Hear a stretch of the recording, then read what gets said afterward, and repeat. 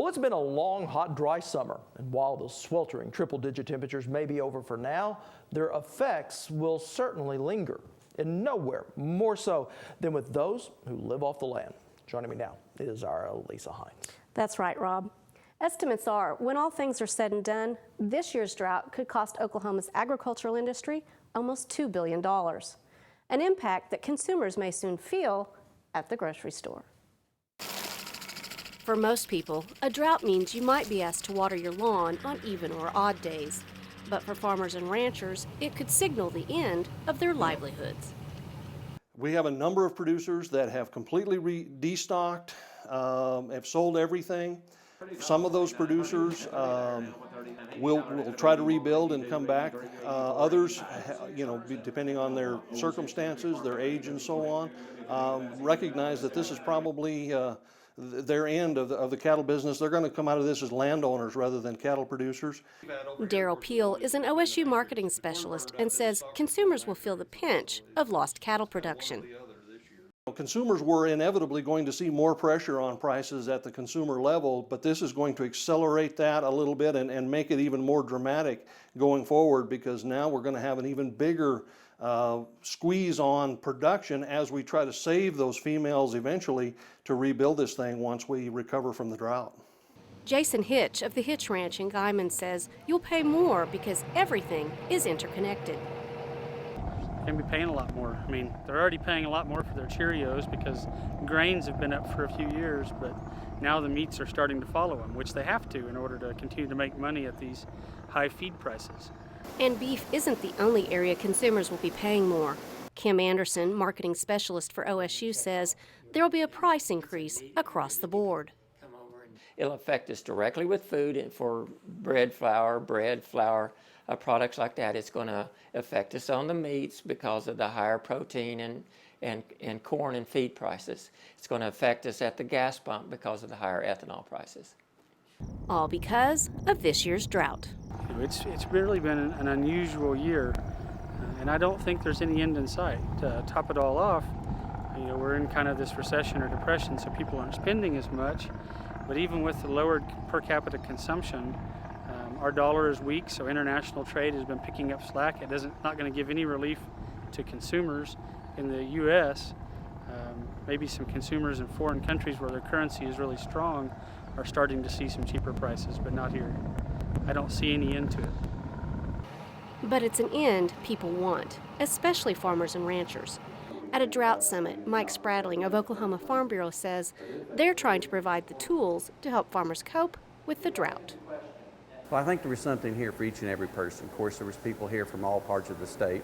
Droughts being affected, different parts of the state. But each and every person, whether it was the weather reports that we got from the climatologists, or the sociologists, or the mediators, or the economists, Secretary of Ag, and also our FSA Director, Francie Tolley, each of those individuals has something that would be beneficial. Whether you're in a drought or not, there was something here that everyone could take away from here today to use. Like Southwest Oklahoma rancher Kerry Givens, who says this drought is the worst he's ever seen. The thing that was most interesting about it to me was the climatologist that showed us those drought history reports, those short-term droughts as well as the long-term droughts. And maybe wasn't exactly what we wanted to hear today, but the fact is that if it's reality, then we may have to make some more drastic measures than what we would normally make. All in preparation for what could be a much drier future. Next year and beyond, cow numbers will be down, productivity will be down because these cows are under a lot of stress this year. They're going to still be under stress next year, so we're going to see reduced calf crops next year and very probably for the year after that at least. Plus, we're going to have a lot of time invested in recovering these pastures as we go forward as well. 12 looks like a much worse year than we had in 11.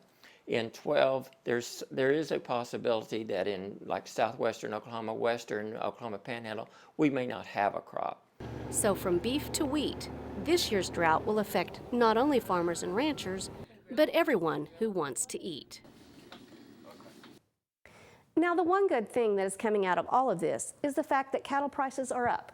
which means that those who are having to sell their cattle are at least getting a nice price for them. And not only are they having to sell their steers, they're also selling their heifers, which is kind of like selling the machines out of your factory. That's right, Rob. In fact, Daryl says that the overall cattle herd is down about 10%, which is the lowest decrease, yearly decrease since the 1920s. And what that means is once the drought is over, it'll make rebuilding the herds that much harder since we won't have as many females to have calves. And I'm assuming with really very little grass available or absolutely no grass available, hay's going to play a really big role this fall and winter. Very true. Hay is scarce, even though there's some around where I live that are getting one final cutting because they've had just enough recent rain to be able to get one. But that's not the case in most of the state. But there is hope. There's a new Facebook page called The Hay Connection. And what they're doing is they're putting hay buyers together with hay sellers. And that way we're finding where the hay is. And so far, it seems to be working.